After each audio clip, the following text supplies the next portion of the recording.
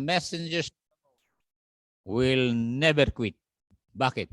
Kasi Jesus Christ never quit. Remember, He has the message to give to the world. And that's why when He said, God so loved the world that He gave His only begotten Son, Jesus Christ was the one who said that whosoever believeth in Him should not perish but have everlasting life. So, we have a message. Ano po? So, ituloy natin itong messengers. Remember, women, ladies, children, and even adults. Ano po? Even senior citizens are messengers of the Lord. If you are a believer in the Lord Jesus Christ. Okay, we'll go now to our lesson today, and that is found in, yes, and Ma'am, ayun, Ma'am Maribel Bukel Balilin. Magandang oras sa inyo. Si Mario Legaspi de Ocampo. Gandang oras. At sa oras na ito, we'll go now to our lesson.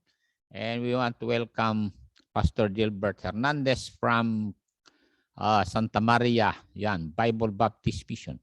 Also welcome my ever-present classmate and happy birthday, Pastor Bonifacio Lopez. Inunahan na kita, kapatid, dahil gusto kong, ako mauna ang babati sa iyo, Pastor Lopez, dahil siyempre you are a important person dahil you made it. Diba, pinsan Romeo Irving? So we welcome also Pastor Darwin Kalim. Pastor Darwin, salamat. You are encouragement to the ministry. And we welcome also Ma'am Jobeline Palesteros Chapilo, our ever helper midwife. Ayun, maraming tinulungan to eh. Oh, so kayo na mga buntis, tawagin nyo lang yan. Sabihin ko sa inyo, hindi kayo masesaryan. Di ba? O, totoo yan. Anyway, punta tayo. We are all messengers. We have a role here on earth, and I pray that everyone that you will see will be your mission for salvation. Ganun yan makasama, because sabi nga Pastor Howard Quinlan, di ba, Pastor Lopez, na you may help a person financially, emotionally, materially, but if you will not help them to accept the living Savior, wala. Kaya we need to bring Jesus to them. Diba, Ma'am Elvira Presto? Ayun, Ma'am Elvira. Okay. Nag-amen si Ma'am Juby. Pagpalain kayo ng Diyos. Okay. We'll go now to our lesson. And as messengers, we have to bring the good news, because there is a bad news. The bad news is destruction is coming, death is coming, but thank God for a believer. He will never, or she will never see death. Okay, we'll go now to our verse. Ready? Read. And the city shall be accursed, even in it, and all that are therein to the Lord. One day the whole world will be accursed, to be burned. Only Rahab the harlot shall live, she and all that are with her in the house, because she had hid the messengers that we sent. You see, si Rahab mang kasama, I have faith that Joshua is going to possess the whole promised land. And sabi niya, the only way na makasurvive siya ay maging hospitable siya dun sa messengers. Okay? So, mag-pray tayo para ituloy natin yung messenger nito. Welcome, Sir Ted Legacy. Uncle, sabi niya. Tama, pamangkin ko ito.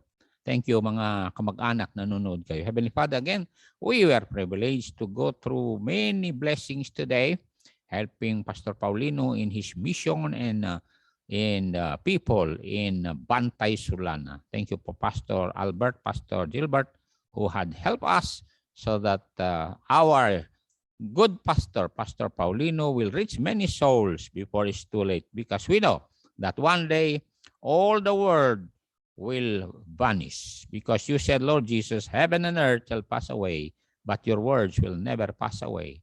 Yet, Lord, when everything is said and done, we will be safe in your mansions in heaven. So help us to tell the world that you alone, Lord Jesus, is the only Savior that can save anyone who will repent and accept you as their Savior. So use me now and use us, Holy Spirit. Guide us and open the hearts of these, my brothers, my sisters, Help them to realize that they are also messengers of the living Savior. In Jesus' name, amen. So, salamat. At sabi na Laya, Jose Metante, magandang oras daw sa ating lahat. Now, messengers mga kasama ay so important. Ano ho? Pansin nyo rito, sa ating history ito mga kasama, kung wala yung mga messengers, wala silang nadalang good news kay Rahab. Pero may good news. You know why? Because the good news was that she will be spared. Nantakin mo yan. She will be spared. Ibig sabihin sa lahat ng tao na nandun sa Jericho, siya lang masave. You know why?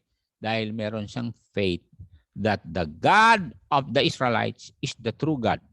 Remember what she said, chapter 2, di ba? Tingnan natin. Chapter 2, para malala ninyo na this Rahab believed that the God of the Israelites is omnipotent and reigning. Chapter 2, verse number 12. I should say, number 11. Okay, nandiyan na kayo. Thank you. Salamat po kay Ma'am Lailani De Leon Tagala and si Doc Angelina Emerson Galang Kiampao. Sa gandang oras sa inyo. Ready, read. And as soon as we had heard these things, our hearts did melt, neither did there remain any more courage in any man because of you. Look at this. For the Lord your God, He is God in heaven, above, and in earth beneath. So, ang ganda ng ginawa nito si Rahab nito. You see, everyone can come under the shelter of the God of heaven. Ganon yan mga kasama. Anyone, kaya nga pasalamat tayo mga Gentiles dahil kasali tayo sa salvation. Remember, sa Matthew chapter 10, Jesus commissioned the apostles to go to the house of Israel only to seek for the lost sheep of Israel. Pero may pangako si Lord Jesus Christ sa John chapter 10 verse 16 na isasali tayo. Look at this verse, John 10:16. Kapasalamat tayo na kahit papaano isinali tayo sa salvation. Oh, what a joy na we will be with all our loved ones in heaven na no more sorrow, no more pain, no more senior citizen. Pansin si Pastor Bukel yan kanina eh.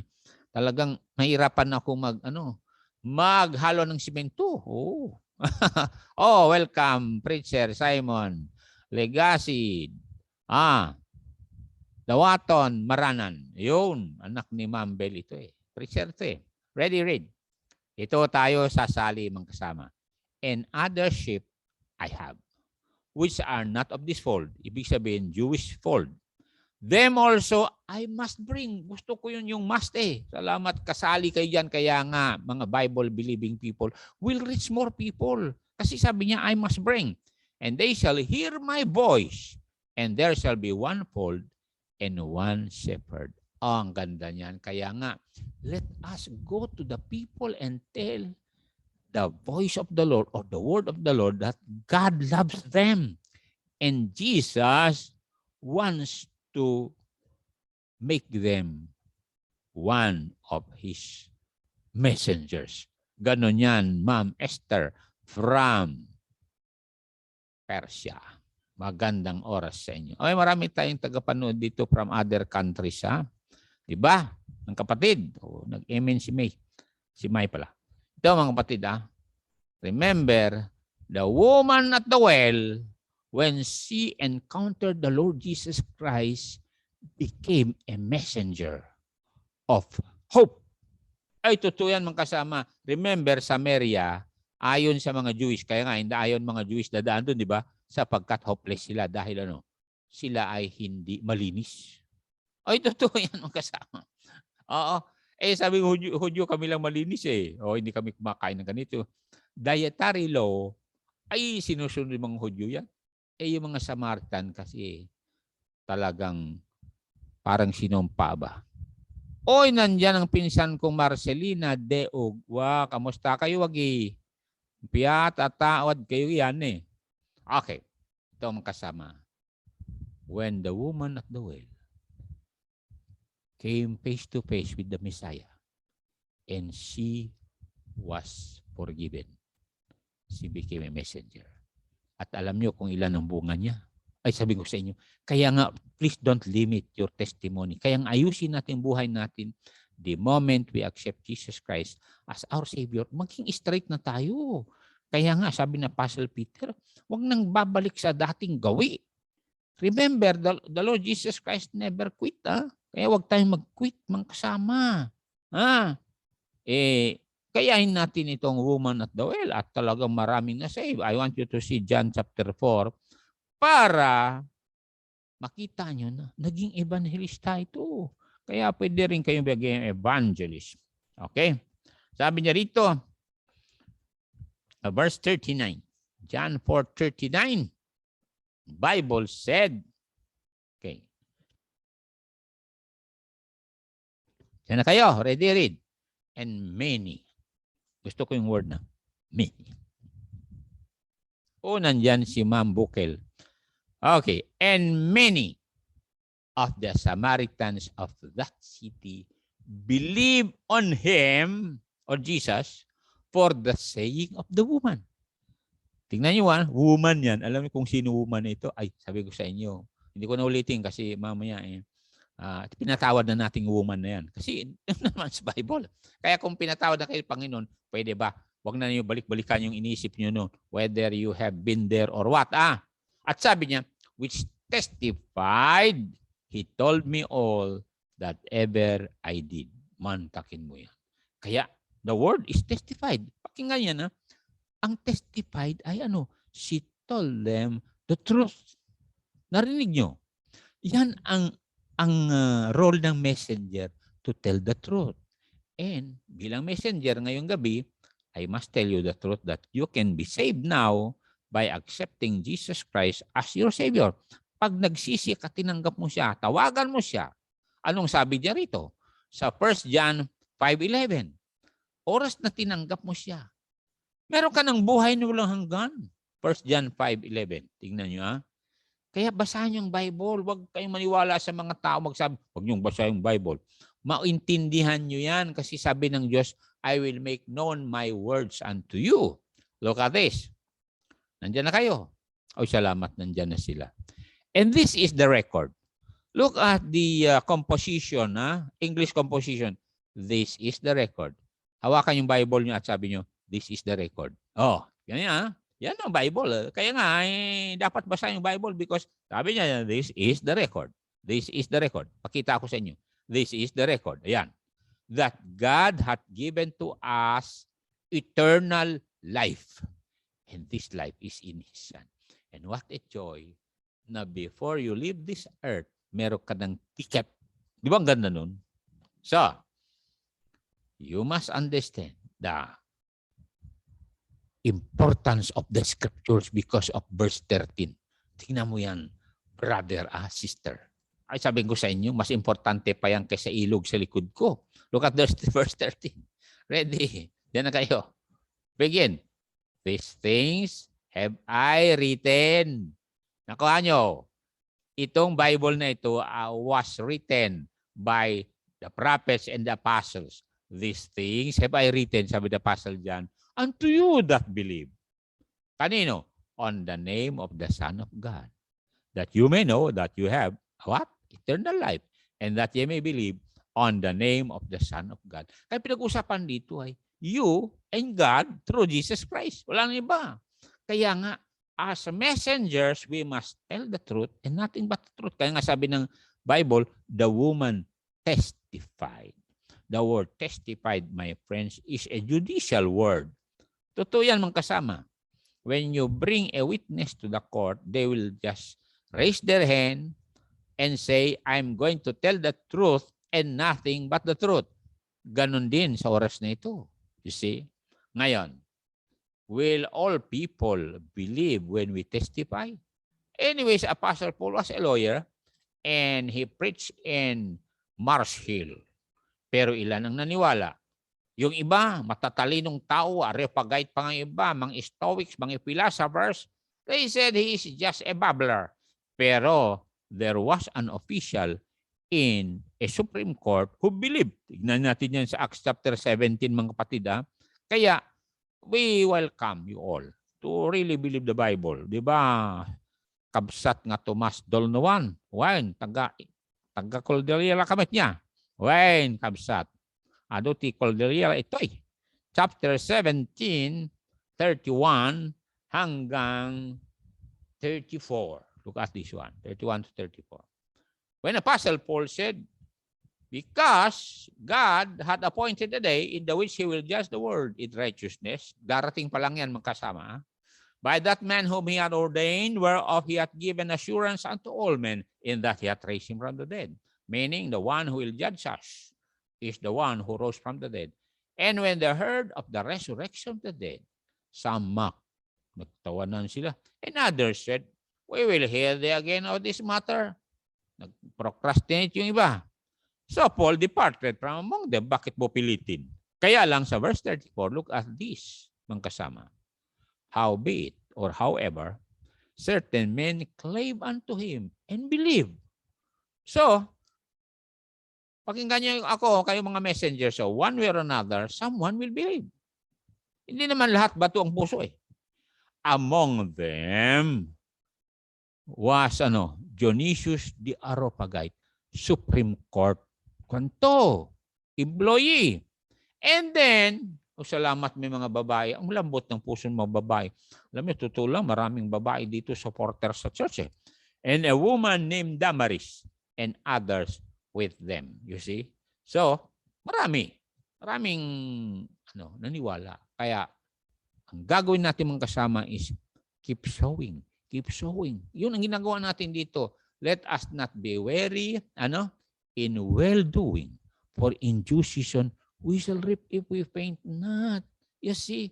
Keep on. Consistency. Yun ang sabi ni Pastor Paulino. Consistency lang. Hindi pare-pareho ang araw. Diba, Sister Chato Velarde Arrojado? Oo.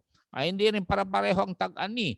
Sabi nga nung nakausap ko yung Mr. Acoste dun sa, dun sa Gado. Sabi niya, ngayon, mahina ang ani.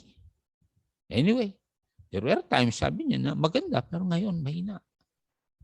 Kung kailan mahina ang ani, mahal naman ang bili sa palay at saka sa mais. Ako, sabi ko, yun na ngayon papasok yung the law of supply and demand.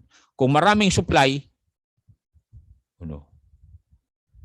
bababa.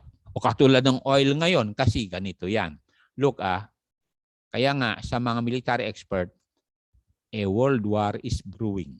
It's because, alam mo, ang ginawa ng Amerika, naglabas sila ng reserve oil, kaya bumaba.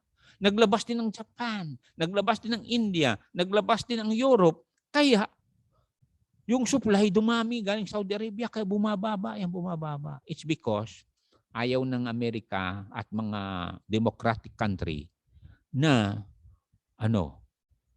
yung citizens nila hirap na hirap pag nagkagera. Kasi meron meeting sa Washington DC for democratic country only. Salamat kasama ang Pilipinas. Ang inuna nila na hindi inimbita ay China. Pangalawa, Russia. Pangatlo, Iran. Ayun, Somalia. Alam ba bakit? Kasi sila ay hindi naniniwala sa human right. Tayo, sa Pilipinas, naniniwala tayo sa freedom of religion, freedom of individuals, freedom of suffrage, freedom to go to school, freedom to progress, freedom to preach the gospel. Kaya, inimbita ang Pilipinas. Mantakin mo yan. Salamat sa Diyos, sabi ko nga eh. Kaya, as messengers of the gospel, we must be alert and we must be humble. Pastor, kailan naging humble yung dalawang messenger ni Joshua? Ito pakinggan nyo ang humility nitong dalawang ito Hindi ba nabasa na itong two spies na ito sa chapter 2, napaka-humble nila. Basahin natin na para makita naman yung saan inimbento ni Legacy naging humble mga yan. Ito mga kapatid, look. The Bible said, sabi niya rito, sa verse number 6,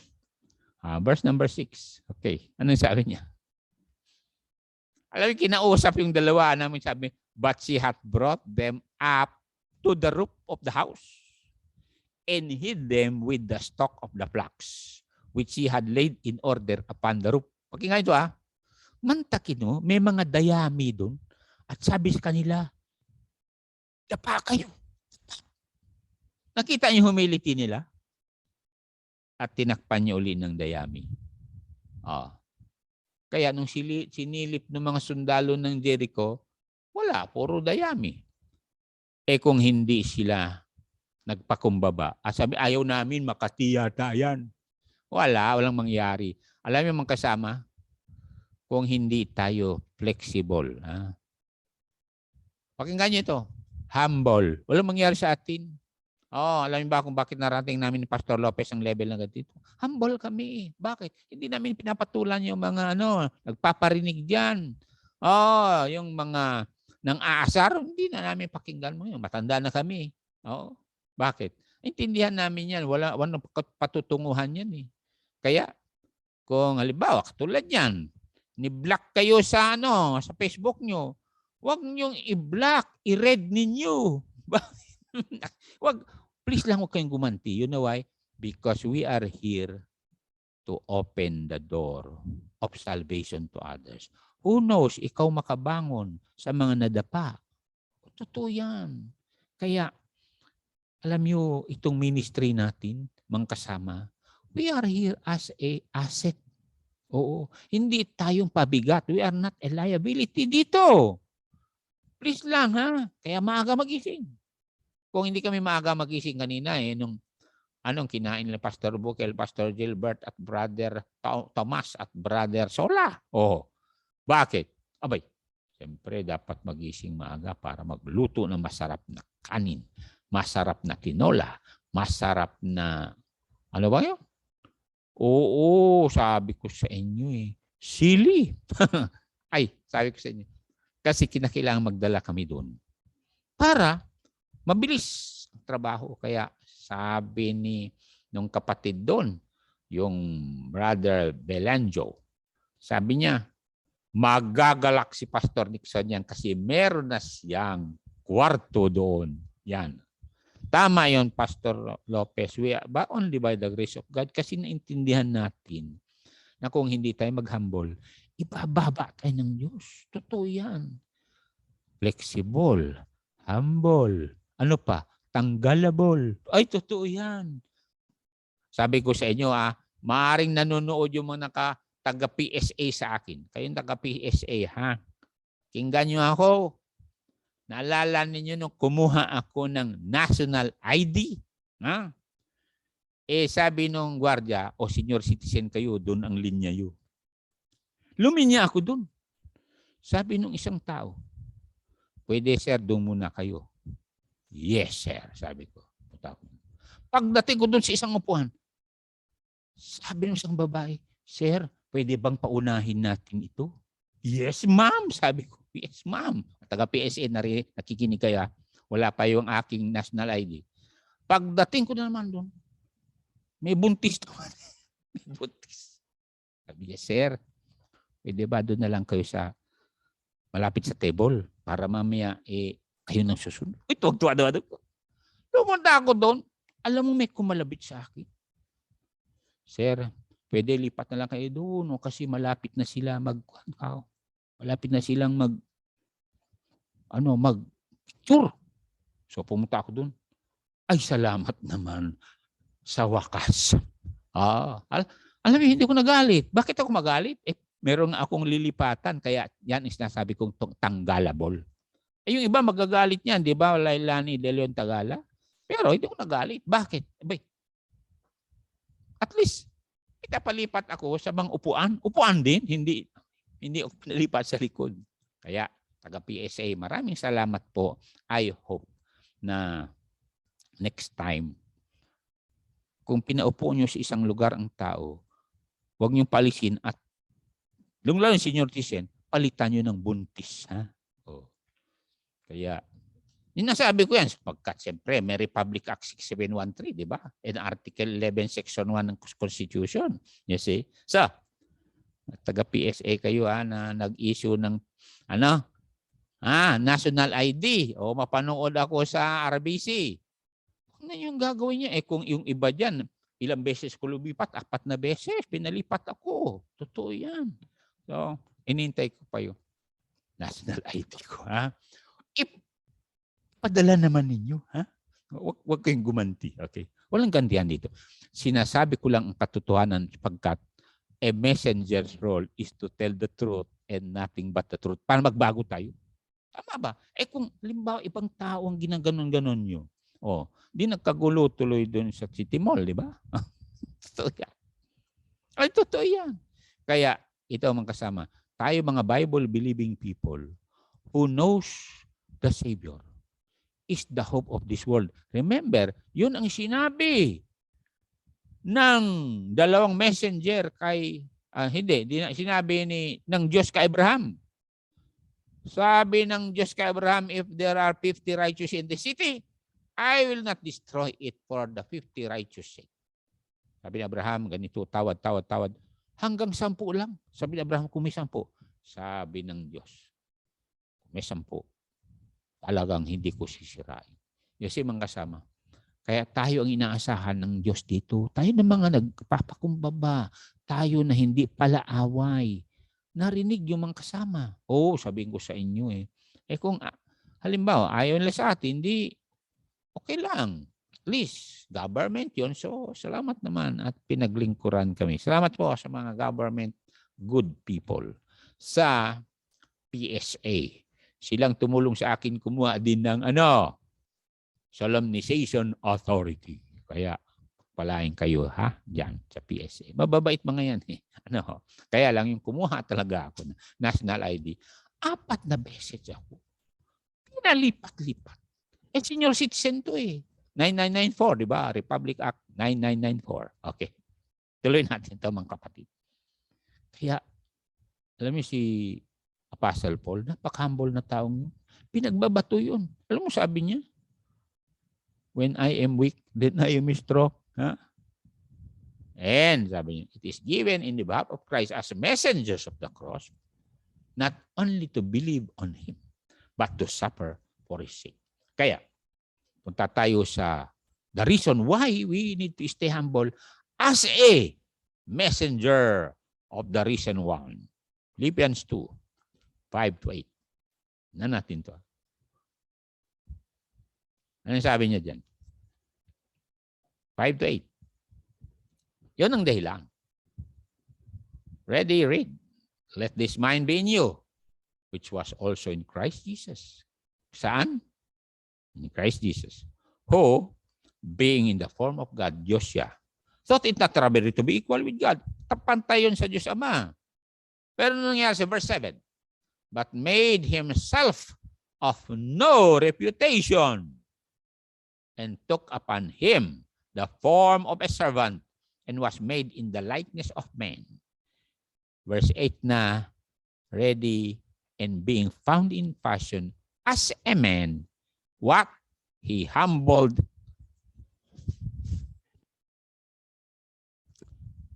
Saan mo nakuha ang na-ID, Pastor? City Hall, hindi. PSA. PSA, sister. PSA. Okay? And being found in fashion as a man, he humbled himself and became obedient unto death, even the death of the cross. Yan. Humble nga. Tinanggap niya lahat para sa atin. Tayo nga, hindi pa inipako sa cross. Ditanggapin lahat natin. Araw, ulan, bagyo, lindol, tanggapin natin. Huwag tayong matakot. Remember, we are soldiers of the cross. And no matter what, we will not retreat. Sabihin ko sa inyo, there's no time to retreat. Wala sa vocabulary ng Kristiyano ang word na retreat. Kaya nga may awit na, onward, Christian soldiers. Kayo dyan na nagtatampo na sa Diyos porket hindi sinagot ng Diyos ang prayer nyo ngayon. Tampo kayo. Huwag kayo magtampo. Ha? Bakit? Ang daming blessing. The blessing na nakakakita ka, nakakahinga ka, nakakakain kang sarap kumain ng mga bigas ngayon dito sa amin. Oo, ang bango kasi bagong ani, mga kapatid. Di ba, Pastor Tom? Oo, kaya huwag mo kami kalimutan, Pastor Tom. Pag nag-ani kayo ni Pastor Bukel. Alam mo, ito mga pastor na ito, nagugulat ako eh. Oo, talagang wala kang masabi. O si Pastor Aldrin din, meron din, magbubukid din kasi dumadami sila sa pamilya niya. Daming pinapakain. Anyway, salamat naman at kahit papaano nakakatulong tayo. Kahit papaano. Okay. So, messengers of the cross are so important because without them, how can they hear? How can the world hear? And these messengers are powerless without those who are in love with the Lord to support them. Ganun niya magkakasama. Kaya nga sabi ni Apostle Paul sa mga Thessalonians, from the beginning, I should say Philippians, from the beginning of the gospel until now, you consistently supported me. And that's why sabi niya, I have gone to the regions beyond. Ay, sabihin ko sa inyo, lalo-lalo na ngayon, how can we go to these places? Katulad, galing kami sa Northern Sulana. Pero, hindi kami nakarating doon kung wala kayo na mga talagang open-minded and open-handed. So, punta ka lang sa PSA sister at magtanong dahil nagpunta kami at sabi PSA, linya. So luminya kami. Pero, senior citizen, hindi na ako luminya, kundi pinagbula-bola. Anyway, tapos na yun. So, maraming salamat po sa mga tumulong. Kasi ganito yun. Kasi sa Agenda 2021 and Agenda 2030 ay ganito. Lahat ng ID natin, National ID, COVID ID, LTO ID, ilalagay sa maliit na chips at ilalagay sa kanang kamay. At gagawing QR at imprenta sa noo mo in a invisible ink. Ganon yan magkasama. Kaya ikaw at ako ay dapat maghanda. Ngayon, kung save na kayo, katulad nga ni Rahab, naghanda siya, kaya save siya. Paano siya naghanda? O di, balik tayo sa chapter 2. Ano sabi ng Bible? Okay? Verse 18. 2:18. Tingnan nyo. Naghanda talaga siya. Anong sabi niya rito? Behold, when we come into the land, thou shalt bind this line of scarlet thread in the window. Hindi doon sa door kasi hindi pwede doon sa door. In the window kasi doon ay naka-display, nakikita. Hindi nakatago. Remember, dapat kung save ka ay huwag kang magtago. Bind this line scarlet thread in the window which thou didst let us down by, and thou shalt bring thy father and thy mother and thy brethren in all thy father's household home unto thee. Ayan ang aking wish nung bagong save ako, na lahat ng loved ones ko will repent, will listen first of all to the gospel that Jesus saves, that Jesus offers eternal life to everyone.